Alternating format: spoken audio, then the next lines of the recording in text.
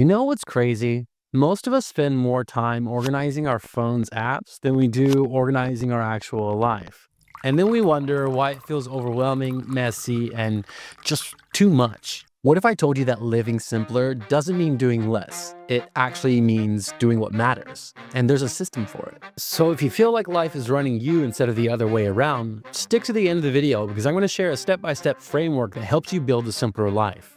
Let me start with this. I'm not someone who has it all figured out. I'm someone who's tired of juggling 10 things at once and constantly asking myself, why do I do all of this and still not feel fulfilled? Maybe that sounds familiar. You've got the job, you've got the to-do list, maybe even a planner that's supposed to fix everything. And yet you're still exhausted, you're still stuck in all the mud. Here's the problem. The world has convinced us that more is better. More productivity, more hustle, more apps, more commitments. But the truth is, more is just more. And that's what's keeping us from enjoying the life that we've built.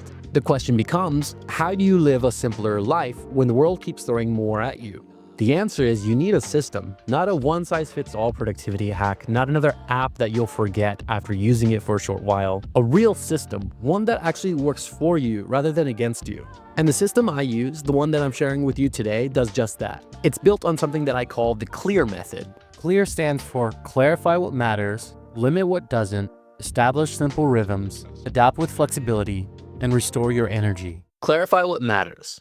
Most people never stop to ask themselves what's important. They just do what's in front of them, what's urgent, what they think they should do.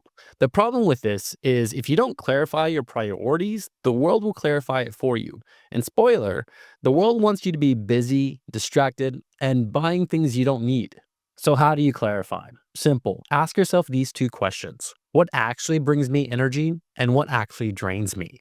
Most people don't even stop to check. Write down your answers, circle the top 3 that matter most to you, and those become your guiding lights. Psychologists call this value-based living. When you align your actions with your values, you become less stressed, less distracted, and you're way more satisfied with life. So before you do anything else, clarify. Otherwise, you're just running in circles. Limit what doesn't. Now that you know what matters, the hard part is cutting what doesn't. And I'm not talking about deleting Instagram or throwing away things Marie Kondo style. I mean limits, boundaries, saying no to what's not aligned. There's a study from the University of Kansas that shows that people who set limits are more productive and report higher life satisfaction.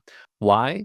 Because limits create freedom. Think of it like this. If you're carrying 20 grocery bags from your car inside, something's bound to drop. But if you just carry 3 bags, you're gonna make it. The practical challenge that I want you to try is taking your calendar for the next week and scratching out something that doesn't matter. It doesn't give you energy and it doesn't advance you towards any of your goals. That's it, just that one. Try it out and see how much lighter you feel, because that's where you're going to find the power of knowing your limits. Establish simple rhythms. Here's where a lot of people mess up. They think simplicity means chaos, like you're just going to wake up and go with the flow. But the truth is, simple lives are built on rhythm. Think of nature. The sun rises, the tides come in, and the seasons change. Rhythm is what makes life feel steady, and you need rhythms too.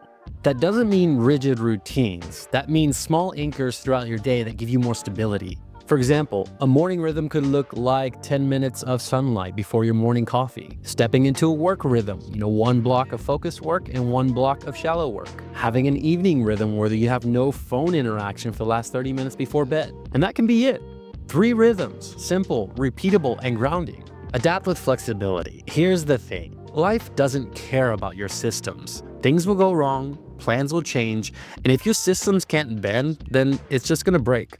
This is where flexibility comes in. If your system only works whenever things are perfect, it's not gonna last. It has to be something that works whenever things also get a little bit messy. So instead of trying to plan every detail, add in buffer, add some breathing room. If you think something's gonna take you an hour, plan an hour and a half. If you think you can get 5 tasks done, aim for 3. In Japan, there's a word, ma, the space between things, the pauses in music, the white space in art, pauses in conversations. Life needs space too. That's how you have adaptability. Restore your energy. The last step is the most overlooked, because what's the point of simplifying your life if you're still running on empty? Restoration isn't sleep. Although that matters, it's doing things that revitalize you. For some, it's going out into nature. For others, it's listening to music. It can be cooking or even calling a friend. Think of it like this: your phone can't run apps on an empty battery.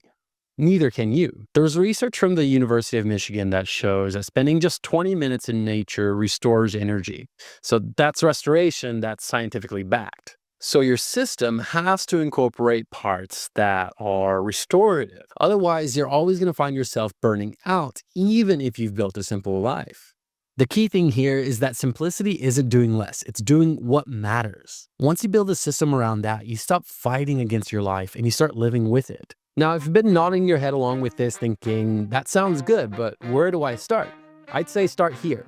Start small. Pick just one of the 5 steps and do that this week. Just one. You really don't need to overhaul your whole life in one night. Because the truth is that life design is a process. You're not behind, you're not failing, you're just experimenting your way towards a life that feels more like you. If this system connected with you, then you're gonna like the video that's popping up on the screen. It goes into more depth on how to build habits that actually stick and don't just stay ideas.